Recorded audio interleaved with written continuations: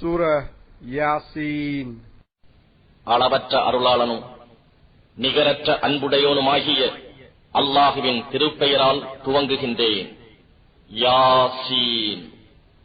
ஞானம் நிரம்பிய இக்குர்ஆன் மீது சத்தியமாக, நிச்சயமாக நீர் நம் தூதர்களில் உள்ளவர் ஆவீர். நேரான பாதை மீது இருக்கின்றீர். இது யாவரையும் மிகைத்தோன் கிருபை உடையவனினால் இறக்கி அருளப்பட்டதாகும். எந்த சமூகத்தினரின் மூதாதையர்கள் எச்சரிக்கப்படாமையினால் இவர்கள் நேர்வழி பற்றி அலட்சியமாக இருக்கின்றார்களோ, இத்தகையவர்களை நீர் எச்சரிப்பதற்காக இவர்களில் பெரும்பாலோர் மீது இவர்களுக்கு வரவிருக்கும் வேதனை பற்றிய வாக்கு நிச்சயமாக உண்மையாகிவிட்டது. ஆகவே இவர்கள் ஈமான் கொள்ள மாட்டார்கள். நிச்சயமாக நாம் அவர்களுடைய கழுத்துகளில் மோவாய் கட்டைகள் வரையில் அரிகண்டங்களை போட்டிருக்கின்றோம். ஆகவே அவர்கள் குனிய முடியாதவாறு தலை நிமிர்ந்து விட்டனர். இன்னும் நாம் அவர்களுக்கு முன்னே ஒரு தடுப்பையும் அவர்களுக்கு பின்னே ஒரு தடுப்பையும் ஏற்படுத்தியுள்ளோம். இவ்வாறாக அவர்களை மூடிவிட்டோ, ஆகையால் அவர்கள் பார்க்க முடியாது.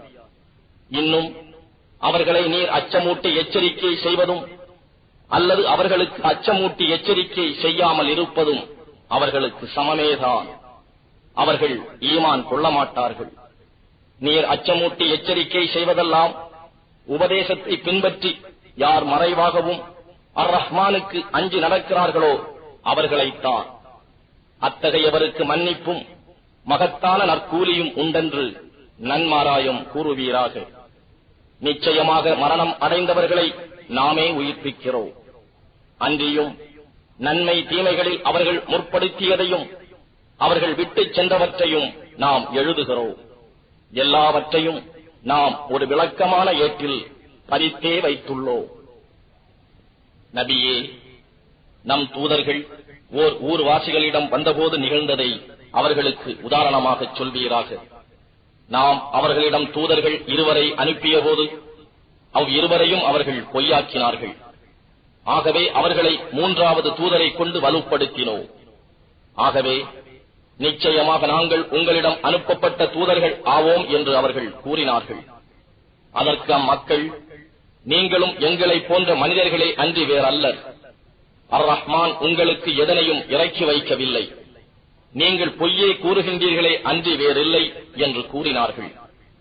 இதற்கு அவர்கள், நிச்சயமாக நாங்கள் உங்களிடம் அனுப்பப்பட்டுள்ளவர்கள் என்பதை எங்கள் இறைவன் நன்கு அறிவான் என்று கூறினார். இன்னும் எங்கள் கடமை இறைவனின் தூது செய்தியை விளக்கமாக எடுத்துச் சொல்வதை தவிர வேறில்லை என்றும் கூறினார்.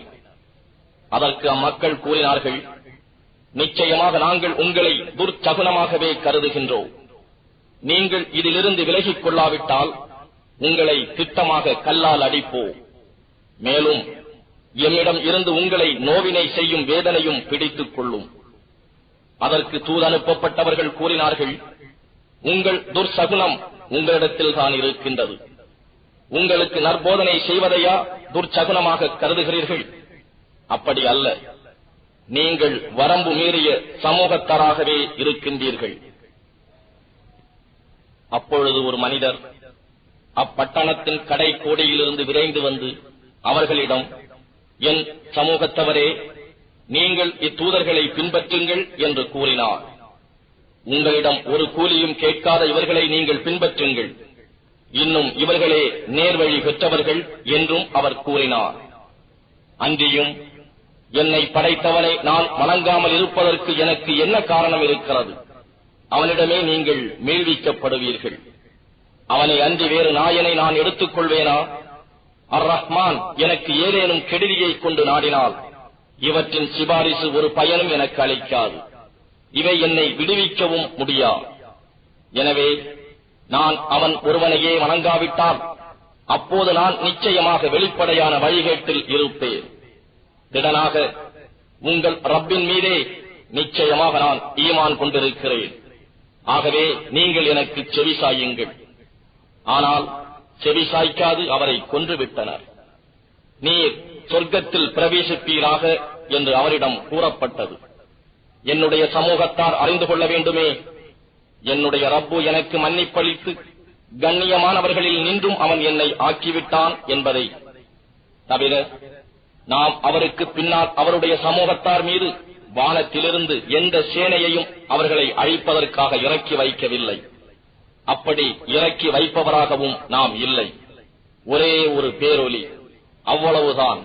அவர்கள் சாம்பலாயினர். அந்தோ அடியார்கள் மீது கை சேதமே. அவர்களிடம் எந்த தூதர் வந்தாலும் அவரை அவர்கள் பரிகாசம் செய்யாதிருந்ததில்லை. அவர்களுக்கு முன்னர் எத்தனையோ தலைமுறைகளை நாம் அழித்திருக்கின்றோம். நிச்சயமாக அவர்களிடம் திரும்பி வரவே மாட்டார்கள் என்பதை அவர்கள் கவனிக்கவில்லையா? மேலும் அவர்கள் யாவரும் ஒன்று திரட்டப்பட்டு விசாரணைக்கு நம்மிடமே கொண்டு வரப்படுவர். அன்றியும் இறந்து தரிசாக கிடக்கும் பூமி அவர்களுக்கு ஓர் அத்தாட்சியாகும். பின்னர் மழையினால் அதனை நாமே உயிர்ப்பித்து அதிலிருந்து தானியத்தை வெளிப்படுத்துகின்றோம். அதிலிருந்துதான் இவர்கள் உண்கிறார்கள். மேலும் அதில் நாம் பேரீத்த மரங்களினாலும் திராட்சை கொடிகளினாலும் தோட்டங்களை உண்டாக்குகிறோம். இன்னும் அதில் நீரூற்றுக்களை பீரிட்டு ஓடச் செய்கின்றோம், அதன் பல வகைகளை அவர்கள் உண்பதற்காக.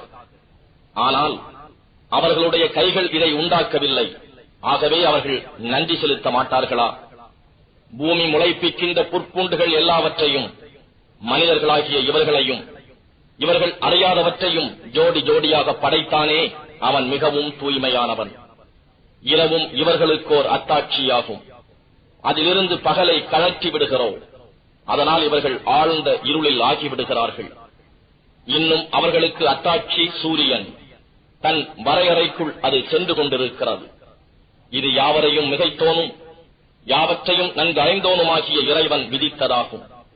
இன்னும் உலர்ந்து வளைந்த பழைய பேரீத்த மட்டையை போலாகும் வரையில் சந்திரனுக்கு நாம் பல மன்சில்களை, தங்கும் இடங்களை ஏற்படுத்தி இருக்கின்றோம்.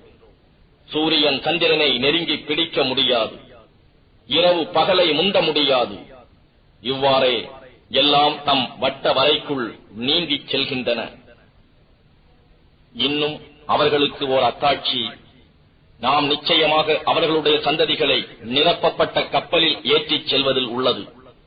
இன்னும் அவர்கள் ஏறிச் செல்வதற்காக அதை போன்ற பல்வேறு கலங்களை நாம் அவர்களுக்காக படைத்திருக்கின்றோம். அன்றியும் நாம் நாடினால் அவர்களை மூழ்கடித்து விடுவோம். அப்பொழுது அவர்களை காப்பாற்றுவோர் எவரும் இருக்க மாட்டார். மேலும் அவர்கள் விடுவிக்கப்படவும் மாட்டார்கள். நம்முடைய கருணையினால் சிறிது காலம் அவர்கள் சுகிப்பதற்காக விட்டு வைக்கப்பட்டால் அன்றி. இன்னும் நீங்கள் கிருபை செய்ய பெறும் பொருட்டு உங்களுக்கு முன் இருப்பதையும் உங்களுக்கு பின் இருப்பதையும் அஞ்சி நடந்து கொள்ளுங்கள் என்று அவர்களுக்கு கூறப்பட்டாலும் சிந்தித்து பார்க்காமல் திரும்பி அவர்களுடைய ரப்பின் அத்தாட்சிகளில் எந்த ஓர் அத்தாட்சி அவர்களிடம் வந்தாலும் அதனை அவர்கள் புறக்கணிக்காமல் இருப்பதில்லை. அல்லாஹ் உங்களுக்கு அளித்திருப்பவற்றிலிருந்து நீங்கள் அவன் பாதையில் செலவு செய்யுங்கள் என்று அவர்களிடம் கூறப்பட்டால், அல்லாஹ் நாடியிருந்தால் எவருக்கு அவன் உணவளித்திருப்பானோ அவர்களுக்கு நாம் உணவளிப்போமா? நீங்கள் பகிரங்கமான வழிகேட்டிலேயே இருக்கின்றீர்கள் என்று நிராகரிப்பவர்கள் ஈமான் கொண்டவர்களை பார்த்து கூறுகிறார்கள். இன்னும் அவர்கள் கூறுகிறார்கள், நீங்கள் உண்மையாளர்களாக இருப்பின் மறுமை பற்றிய அந்த வாக்குறுதி எப்பொழுது வந்து சேரும் என்று. அவர்கள் ஒரே ஒரு பேரொலிக்காக காத்துக் கொண்டிருப்பதை தவிர வேறில்லை. அவர்கள் வழக்கடித்துக் கொண்டிருக்கும் நிலையிலேயே அது அவர்களை பிடித்துக் கொள்ளும். அப்போது அவர்கள் மரண சாசனம் சொல்ல சக்தி பெற மாட்டார்கள். தம் குடும்பத்தாரிடம் மீளவும் மாட்டார்கள். மேலும் சூர் ஊதப்பட்டதும் உடனே அவர்கள் சமாதிகளிலிருந்து வெளிப்பட்டு தங்கள் ரப்பிடம் விரைவார்கள். எங்களுடைய துக்கமே, எங்கள் தூங்கும் இடங்களிலிருந்து எங்களை எழுப்பியவர் யார் என்று அவர்கள் கேட்பார்கள். ஒரு குரல் கூறும், அர் ரஹ்மான் வாக்களித்ததும் அவருடைய தூதர்கள் உண்மை என கூறியதும் இதுதான் என்று அவர்களுக்கு கூறப்படும். ஒரே ஒரு பேரொலி தவிர வேறொன்றும் இருக்காது. உடன் அவர்கள் யாவரும் நம்முன் கொண்டு வரப்படுவார்கள். அன்றியும் அந்நாளில் எந்த ஓர் ஆத்மாவுக்கும் எதுவும் அநியாயம் செய்யப்பட மாட்டாது. இன்னும் நீங்கள் செய்தவற்றிற்கே அன்றி வேறு எதற்கும் கூலி கொடுக்கப்பட மாட்டீர்கள். அந்நாளில் நிச்சயமாக சொர்க்கவாசிகள் தங்கள் அலுவலில் மகிழ்ச்சியுடன் இருப்பார்கள். அவர்களும் அவர்களுடைய மனைவியரும் நிழல்களில் கட்டில்களின் மீது சாய்ந்தவர்களாக இருப்பார்கள். அங்கே அவர்களுக்கு பல வகை கனி வகைகள் உண்டு. இன்னும் அவர்களுக்கு அவர்கள் வேண்டுவது கிடைக்கும். சலாமுன் என்று நிகரற்ற அன்புடையோனிடம் இருந்து சொல்லுதல் உண்டு. அன்றியும் குற்றவாளிகளே, இன்று நீங்கள் நல்லோரில் இருந்து பிரிந்து நில்லுங்கள் என்று குற்றவாளிகளிடம் கூறப்படும்.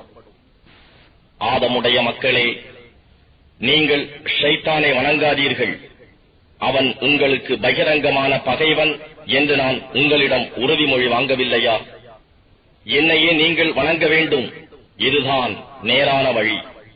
அவ்வாறிருந்தும் நிச்சயமாக அவன் உங்களில் மிகுதமான மக்களை வழிகெடுத்து விட்டான். இதை நீங்கள் அறிந்து கொள்ளவில்லையா? இதுதான் உங்களுக்கு வாக்களிக்கப்பட்ட ஜஹன்னம், நரகம் ஆகும். நீங்கள் நிராகரித்துக் கொண்டிருந்ததனால் இன்று இதனுள் நுழையுங்கள் என்று குற்றவாளிகளிடம் கூறப்படும். அந்த நாளில் நாம் அவர்களின் வாய்களின் மீது முத்திரையிட்டு விடுவோம். அன்றியும் அவர்கள் சம்பாதித்துக் கொண்டிருந்தது பற்றி அவர்களுடைய கைகள் நம்மிடம் பேசும். அவர்களுடைய கால்களும் சாட்சி சொல்லும். நாம் நாடியிருந்தால் நாம் அவர்களுடைய கண்களை போக்கி இருப்போம். அப்பொழுது அவர்கள் தப்பும் வழி தேடி ஓடினால் அவர்கள் எதை பார்ப்பார்கள்? அன்றியும் நாம் நாடியிருந்தால் அவர்களுடைய இடத்திலேயே அவர்களை உருமாற்றி இருப்போம். அப்போது அவர்கள் முன் செல்லவும் சக்தி பெற மாட்டார்கள். இன்னும் அவர்கள் மீளவும் மாட்டார்கள். மேலும் எவரை நாம் வயோதிகமாக்குகிறோமோ அவருடைய நிலைமையை படைப்பில் பலகீனமானதற்கு மாற்றிவிடுகிறோம். அவர்கள் இதை அறிந்து கொள்ள வேண்டாமா? நம்முடைய தூதராகிய அவருக்கு நாம் கவிதை இயற்ற கற்றுக் கொடுக்கவில்லை. அது அவருக்கு தேவையானதும் அல்ல. இது நல்லுபதேசமும் தெளிவான குர்ஆனுமே தவிர வேறில்லை. இது உயிரோடு இருப்பவர்களை அச்சமூட்டி எச்சரிக்கை செய்கிறது. நிராகரிப்பவர்களுக்கு தண்டனை உண்டு என்ற வாக்கை உண்மை என உறுதிப்படுத்துகிறது. நிச்சயமாக நாம் அவர்களுக்காக நம்முடைய கைகள் செய்தவற்றிலிருந்து கால்நடைகளை படைத்திருக்கின்றோம் என்பதை அவர்கள் பார்க்கவில்லையா? அவற்றின் மீது அவர்கள் உரிமை பாராட்டுகிறார்கள். மேலும் அவற்றை அவர்களுக்கு கீழ்ப்படியுமாறு செய்துள்ளோம். ஆகவே அவற்றில் சிலவற்றின் மீது அவர்கள் ஏறி சவாரி செய்வதும் இருக்கிறது. இன்னும் அவற்றிலிருந்து சிலவற்றை புசிக்கிறார்கள். மேலும் அவற்றிலிருந்து அவர்களுக்கு பயன்களும் பானங்களும் இருக்கின்றன. இவற்றுக்கெல்லாம் அவர்கள் நன்றி செலுத்த மாட்டார்களா? எனினும் அல்லாஹ் அல்லாதவற்றையும் தாங்கள் உதவி செய்யப்படும் பொருட்டு அவர்கள் தெய்வங்களாக எடுத்துக் கொண்டிருக்கின்றனர். ஆனால் அவை அவர்களுக்கு உதவி செய்யும் சக்தி பெறவில்லை. ஆயினும் அவற்றையே இவர்களுக்கு எதிரான படையாக கொண்டு வரப்படும். நபியே, அவர்களுடைய பேச்சு உம்மை விசனப்படுத்த வேண்டியதில்லை. அவர்கள் தங்கள் மனத்தில் மறைப்பதையும் அவர்கள் பகிரங்கப்படுத்துவதையும் நிச்சயமாக நாம் நன்கு அறிவோம். மனிதனை ஒரு துளி இந்திரியத்திலிருந்து நாமே நிச்சயமாக படைத்தோம் என்பதை அவன் பார்க்கவில்லையா? அவ்வாறிருந்தும் அவன் நமக்கு வெளிப்படையான தர்க்கவாதியாகி விடுகிறான். மேலும் அவன் தன் படைப்பை தான் படைக்கப்பட்டது எப்படி என்பதை மறந்துவிட்டு அவன் நமக்காக ஓர் உதாரணத்தையும் கூறுகிறான். எலும்புகள் அவை மக்கி போய்விட்ட பின் அவற்றை உயிர்ப்பிப்பது யார் என்று. முதன் முறையில் அவற்றை உண்டு பண்ணியவனே பின்னும் அவற்றுக்கு உயிர் கொடுப்பான். அவன் எல்லா வகை படைப்புகளையும் நன்கறிந்தவன் என்று நபியே நீர் கூறுவீராக. பசுமையான மரத்திலிருந்து உங்களுக்காக நெருப்பை உண்டாக்குபவனும் அவனே. அதிலிருந்தே நீங்கள் தீ மூட்டுகிறீர்கள். வானங்களையும் பூமியையும் படைத்தவன் அவர்களைப் போன்றவர்களை படைக்க சக்தியற்றவனா? ஆம், சக்தி உள்ளவனே. மெய்யாகவே அவனே பல வகைகளையும் படைப்பவன், யாவற்றையும் நன்கறிந்தவன். எப்பொருளையேனும் அவன் படைக்க நாடினால் அதற்கு அவன் கட்டளை இடுவதல்லாம் குன் ஆகிவிடுக என்று கூறுவதுதான். உடனே அது ஆகிவிடுகிறது. ஆகவே எல்லா பொருட்களின் ஆட்சியும் எவன் கையில் இருக்கிறதோ அவனே மிக தூய்மையானவன். அவனிடமே நீங்கள் மீழ்விக்கப்படுவீர்கள்.